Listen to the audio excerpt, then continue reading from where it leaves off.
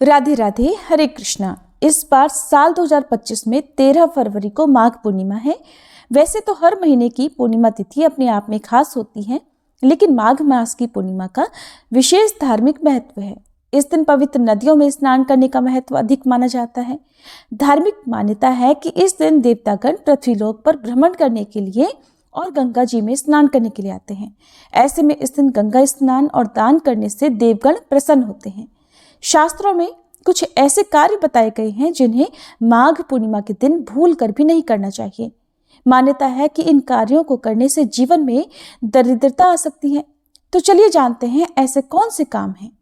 ज्योतिषाचार्यों के अनुसार माता लक्ष्मी जी और चंद्र देवता की कृपा से भाग्य प्रबल होगा, धन लाभ होगा, कार्यों में सफलता मिलती है। माता लक्ष्मी जी के 8 स्वरूप हैं जिन्हें अष्ट लक्ष्मी के नाम से जानते हैं। जिस पर अष्ट लक्ष्मी जी की कृपा होती है उसकी उन्नति को कोई रोक नहीं सकता, लेकिन जिस पर माता लक्ष्मी जी क्रोधित हो जाती हैं, नाराज हो जाती हैं, तो फिर उस व्यक्ति का धन, ऐश्वर्य, वैभव, सुख, समृद्धि सब कुछ शून्य हो जाता है। मान्यता है कि माघी पूर्णिमा पर देवता भी रूप बदलकर गंगा स्नान करने के लिए प्रयाग में आते हैं। इसलिए इस तिथि का विशेष महत्व हमारे धर्म ग्रंथों में बताया गया है। जो श्रद्धालु माघ मास में तीर्थराज प्रयाग में 1 मास तक कल्पवास करते हैं, माघी पूर्णिमा पर उनके व्रत का भी समापन होता है। सभी कल्पवासी माघी पूर्णिमा पर माँ गंगा की आरती और पूजा करके साधु संन्यासियों और ब्राह्मणों को भोजन कराते हैं। बची हुई सामग्री का दान करके फिर माँ गंगा से फिर दोबारा बुलाने का निवेदन करके अपने घर जाते हैं। कहते हैं माघ पूर्णिमा पर ब्रह्म मुहूर्त में नदी स्नान करने से रोग दूर हो जाते हैं। इस दिन काले तिलों का और कंबल का दान करने से नरक से भी मुक्ति मिलती है। माघी पूर्णिमा के दिन सुबह को देर तक नहीं सोना चाहिए, बल्कि प्रातः काल में उठकर या ब्रह्म मुहूर्त में उठकर स्नान ध्यान करके अपनी सामर्थ्य के अनुसार दान दक्षिणा देनी चाहिए। सूर्योदय के बाद तक जो सोता है उसके घर में दुर्भाग्य बढ़ता है। और इस दिन भगवान विष्णु की पूजा करके फिर पितरों का श्राद्ध कर ब्राह्मणों को भोजन, तिल, वस्त्र, कंबल, कपास, गुड़, घी, फल, अन्न जो भी आपकी सामर्थ्य हो उसका दान करना चाहिए। इस दिन संयम पूर्वक आचरण करके व्रत रखना चाहिए। दिन भर कुछ नहीं खाना चाहिए। संभव हो तो एक समय फलाहार कर सकते हैं। इस दिन ज्यादा जोर से बोलना या किसी पर क्रोध भी नहीं करना चाहिए। गृह क्लेश से बचना चाहिए। गरीबों और जरूरतमंदों की सहायता करनी चाहिए। इस बात का आप विशेष ध्यान रखें कि मन, वचन या कर्म के माध्यम से किसी का भी अपमान न हो। इस प्रकार संयम पूर्वक व्रत करने से व्रती को पुण्य फल अवश्य मिलता है। माघ पूर्णिमा पर स्नान न करने से भी भगवान विष्णु और माँ लक्ष्मी जी की कृपा से आप वंचित रह सकते हैं। यदि गंगा या फिर तीर्थ स्नान नहीं कर पाते हैं तो कम से कम घर पर ही नहाने के पानी में तो गंगा जल मिलाकर अवश्य स्नान कर लें। गंगा जी की पवित्र बूंदें जल को पवित्र करके अपने समान ही कर देती हैं। धार्मिक मान्यताओं के अनुसार माघ पूर्णिमा पर गंगा स्नान करने से पूरे वर्ष की साधना का फल मिल जाता है। इस दिन गंगा जी आदि अन्य पवित्र नदियों में स्नान करने से पाप और संताप का नाश होता है। मन और आत्मा शुद्ध होती है। इस दिन किया गया महास्नान समस्त रोगों का नाश करके दैहिक, दैविक और भौतिक कष्टों से भी मुक्ति दिलाता है। स्नान और दान के समय ओम नमो भगवते वासुदेवाय नमः का मानसिक जप करते रहना चाहिए। यदि आप गंगा स्नान नहीं कर पा रहे हो तो गंगा जल के छींटे मारकर भी पुण्य लाभ प्राप्त कर सकते हैं। अब जानते हैं कि माघ पूर्णिमा पर किन चीजों का सेवन करना चाहिए। तो सबसे पहली चीज है लौकी। माघ पूर्णिमा पर लौकी की सब्जी का सेवन करने से और दान करने से भगवान श्री विष्णु की विशेष कृपा प्राप्त होती है। धार्मिक मान्यताओं के अनुसार लौकी को सात्विक और पवित्र भोजन माना जाता है, जिसे भगवान विष्णु को अर्पित करने से व्यक्ति के पाप, कष्ट, सभी प्रकार की समस्याएं, दुख दूर हो जाते हैं और पुण्य की प्राप्ति होती है। ऐसे में माघ पूर्णिमा के पावन दिन पर लौकी का भोग लगाने से जीवन में शांति और समृद्धि आती है। इसके अलावा लौकी को भगवान विष्णु का प्रसाद मानकर ग्रहण करने से भी मन शुद्ध होता है और सकारात्मक ऊर्जा का संचार होता है, नकारात्मकता दूर होती है। मान्यता है कि जो व्यक्ति माघ पूर्णिमा पर लौकी का सेवन करता है उसके घर में देवी देवताओं का वास होता है, सारे कष्ट दूर हो जाते हैं। अगली जिस चीज का सेवन करना है वो है कद्दू, जिसे काशी फल भी कहते हैं। माघ पूर्णिमा के दिन काशी फल का दान करना या भगवान विष्णु को काशी फल अर्पित करना भी अत्यंत शुभ माना जाता है, क्योंकि कद्दू यानी काशी फल की ये सब्जी सौभाग्य और समृद्धि का प्रतीक मानी जाती है। शास्त्रों में काशी फल का उल्लेख मिलता है कि काशी फल यानी कद्दू का भोग लगाने से माँ लक्ष्मी जी का भी आशीर्वाद प्राप्त होता है और घर में धन धान्य की कभी कमी नहीं रहती। माँ लक्ष्मी जी की कृपा से हर काम में आपको सफलता भी प्राप्त हो सकती है। ऐसे में जो व्यक्ति माघी पूर्णिमा के दिन श्रद्धापूर्वक काशी फल का भोग भगवान विष्णु को लगाकर उसे प्रसाद रूप में ग्रहण करता है, उसके जीवन से दरिद्रता दूर हो जाती है, घर परिवार में सुख शांति बनी रहती है। अगली चीज है अरबी। माघी पूर्णिमा के दिन अरबी की सब्जी खाने और दान करने का भी विशेष महत्व है।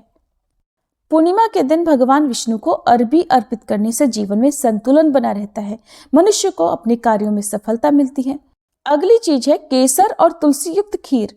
माघी पूर्णिमा के दिन भगवान विष्णु को खीर अर्पित करना, खीर का भोग लगाना अत्यंत शुभ माना जाता है। खीर को दूध, चावल और चीनी से तैयार किया जाता है, जो कि सात्विक और पौष्टिक होती है। और ऐसे में जब खीर में तुलसी पत्र और केसर मिलाकर भगवान विष्णु को अर्पित किए जाते हैं तो इसका महत्व कई गुना बढ़ जाता है, क्योंकि हिंदू धर्म में तुलसी जी का विशेष महत्व होता है और तुलसी जी में माता लक्ष्मी जी का भी स्थायी वास माना जाता है। मान्यता है कि श्री हरि विष्णु तब तक भोग ग्रहण नहीं करते जब तक उस भोग में भगवान विष्णु को प्रिय तुलसी का पत्ता शामिल न हो। इसके अलावा केसर को माता लक्ष्मी जी का प्रतीक माना जाता है, जो धन और समृद्धि को आकर्षित करता है। केसर माँ लक्ष्मी जी को अत्यंत प्रिय है और माँ लक्ष्मी जी की कृपा प्राप्त करने के लिए आज के दिन केसर मिली हुई खीर का भोग माँ लक्ष्मी जी को भी अर्पित करना चाहिए। अगली चीज है पंचामृत का भोग। पंचामृत, जैसा कि नाम से पता चलता है कि 5 अमृत तत्वों से बना हुआ एक पवित्र मिश्रण। हिंदू धर्म में पंचामृत का बड़ा विशेष महत्व है। ये दूध, दही, घी, शहद और गंगाजल से तैयार होता है, जो भगवान विष्णु की कृपा के लिए, उन्हें प्रसन्न करने के लिए अत्यंत प्रिय माना जाता है, पवित्र माना जाता है। पंचामृत न केवल एक पवित्र भोग है, बल्कि ये शरीर को शुद्ध और ऊर्जावान भी बनाता है। ऐसे में माघ पूर्णिमा के दिन भगवान विष्णु को पंचामृत से स्नान कराकर उन्हें भोग अर्पित करने से विशेष आशीर्वाद मिलता है। धार्मिक ग्रंथों के अनुसार पंचामृत का सेवन करने से मन शांत रहता है और जीवन में सकारात्मक ऊर्जा का संचार होता है, जिससे आपको जीवन में शुभ परिणाम भी देखने को मिलते हैं। अगली चीज है केले का प्रसाद। पूर्णिमा के शुभ अवसर पर आप केले का भोग भगवान विष्णु को अवश्य अर्पित करें। भगवान विष्णु की पूजा में केले का पूजन या केले का भोग भगवान को अर्पित करने से पूजा का महत्व और भी बढ़ जाता है। इसके अलावा आज के दिन विशेष रूप से ताजे और मीठे केले का भोग भगवान को अर्पित करने से जीवन में सुख, समृद्धि और सौभाग्य की प्राप्ति होती है। भगवान विष्णु को केले का भोग लगाने से व्यक्ति के सारे कष्ट दूर हो जाते हैं। अगली चीज है आटे का हलवा। आज के दिन आटे को घी में भूनकर उसमें गुड़ या शक्कर मिलाकर उसका भोग भी भगवान को अर्पित करना चाहिए। अब जानते हैं कि माघ पूर्णिमा के दिन किन चीजों का सेवन भूल कर भी नहीं करना चाहिए, बिल्कुल नहीं करना चाहिए, जिनमें पहली चीज है मशरूम। जी हाँ, माघ पूर्णिमा पर मशरूम का सेवन करना या दान करना वर्जित माना जाता है, क्योंकि इसे अशुद्धता और तामसिकता का प्रतीक माना जाता है और भगवान विष्णु को केवल शुद्ध और सात्विक भोजन ही अत्यंत प्रिय है। इसलिए माघ पूर्णिमा के दिन मशरूम का सेवन करने से बचना चाहिए।